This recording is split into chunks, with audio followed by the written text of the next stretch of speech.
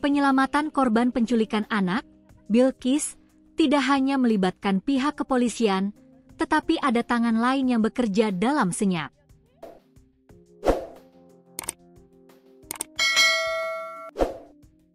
Mereka adalah tokoh suku anak dalam SAD, Temenggung Joni, yang berperan sebagai mediator antara polisi dengan kelompok Temenggung Sikar, mertua dari Begendang, yang merawat Bilqis di tengah hutan.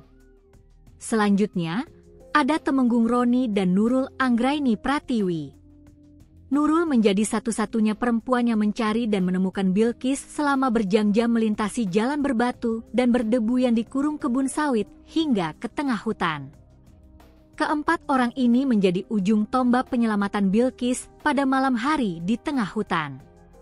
Saya tidak merasa takut karena ada 3 orang Temenggung yang menjaga saya, kata Nurul saat ditemui Kompas.com di kantornya, Kamis, 13 November 2025. Ketakutan dirinya, kata dia, tidak sebanding dengan keselamatan Bilqis.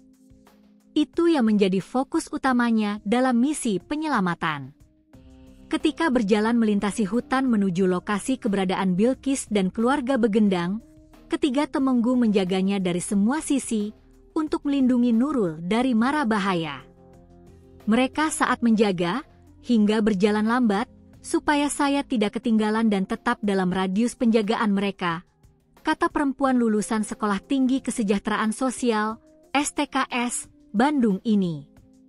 Selain hati suku anak dalam, SAD, atau orang rimba memang tulus, kedekatan Nurul selama ini membuat ketiga Temenggung sangat menjaga keselamatannya.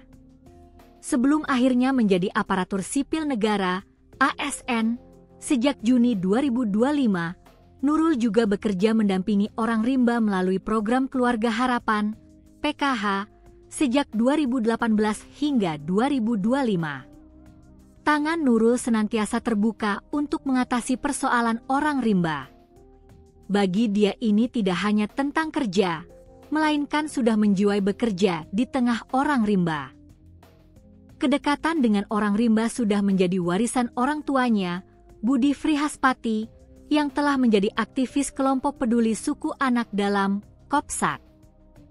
Dari kecil terbiasa berinteraksi dengan saudara dan keluarga saya SAD ini, kata Nurul.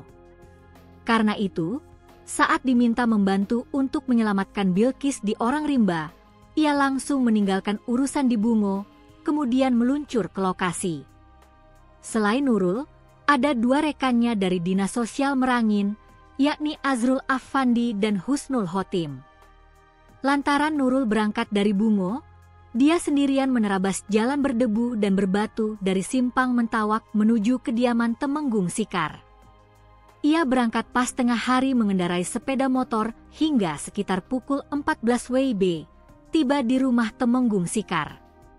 Sudah ramai tim dari Kepolisian Makassar menunggu negosiasi 3 Temenggung dengan Begendang, yang tinggal di Desa Bukit Suban, Kecamatan Air Hitam, Kabupaten Sarolangun.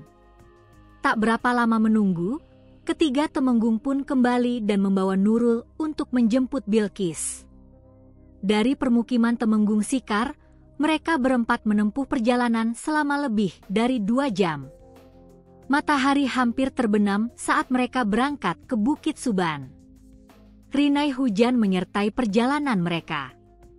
Pas sekitar pukul 7 malam, kami tiba di Bukit Suban. Lalu berjalan kaki untuk sampai lokasi Bilqis berada, kata dia.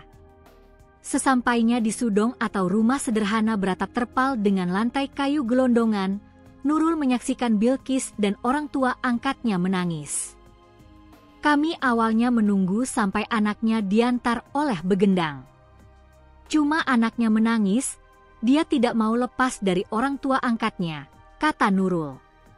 Setelah menunggu hampir 1 jam, Bilqis tetap tidak mau lepas, maka dengan perlahan Nurul mengambil paksa Bilqis. Bilqis masih menangis. Saya minta maaf, saya peluk ibu angkatnya dan anaknya-anaknya. Saya tenangkan mereka dulu, baru kemudian bawa Bilqis pergi, kata Nurul. Sebenarnya, Begendang dan keluarganya sudah legawa melepas Bilqis, tetapi harus menunggu karena Bilqis belum mau lepas. Secara psikologis juga anak itu kan berpindah-pindah, jadi dia merasa aman nih sama keluarga yang sekarang, jadi wajar merasa aman, kata Nurul.